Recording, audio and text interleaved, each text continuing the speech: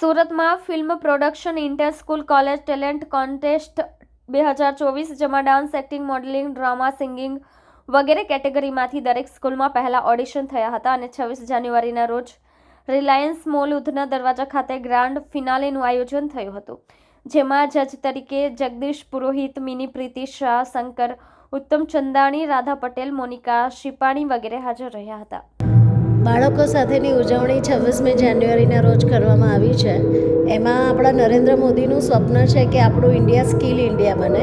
તો સ્કિલ ઘણા બધા પ્રકારની હોય છે અને એની અંદર આજની ઉજવણીમાં 3 થી 4 પ્રકારની અલગ અલગ સ્કિલ બાળકો સ્ટેજ ઉપર પરફોર્મ કરી રહ્યા છે અને આ બધી સ્કિલની અંદર આપણા બાળકો ખૂબ સારું નેતૃત્વ પણ કરશે અને આગળ વધી અને પોતાનું અને પોતાના દેશનું નામ રોશન કરશે એવું અત્યારનું જે માહોલ છે તેના ઉપરથી જોવાઈ રહ્યું છે.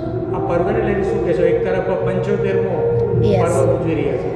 75મું જે પર્વ છે તે પર્વની ઉજવણી આપણે બધાને ખબર જ છે કે ખૂબ સારી રીતે આપણા સમગ્ર દેશની અંદર થઈ રહી છે અને અત્યારે વિદ્યાર્થીઓ પણ આ પર્વની અંદર એટલી જ કહેવાય ને કે સહૃદયે જોડાયા છે અને ઉજવણીનો ભાગ બની અને ફ્યુચર ઓફ ઇન્ડિયા આપણા બાળકો જ છે કે જે બાળકો આવા સરસ પ્રોગ્રામની અંદર ઉજવણીમાં ભાગ લઈ અને આપણા ભારત દેશનું ભાવિ ઉજ્જવળ બનાવશે.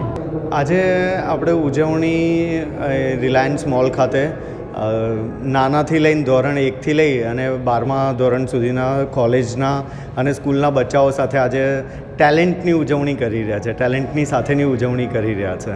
એન્જોય ફિલ્મ દ્વારા દર વર્ષે 26મી જાન્યુઆરીમાં હોય છે.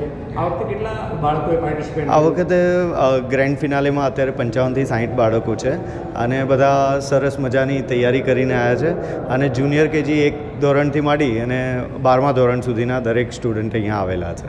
શું મેસેજ આપજો આજના પર્વને લઈને? આજના પર્વને લઈને એ કહેવા માંગીશ કે આપણો હિન્દુસ્તાનનો આ દેશ છે, રાઈટ.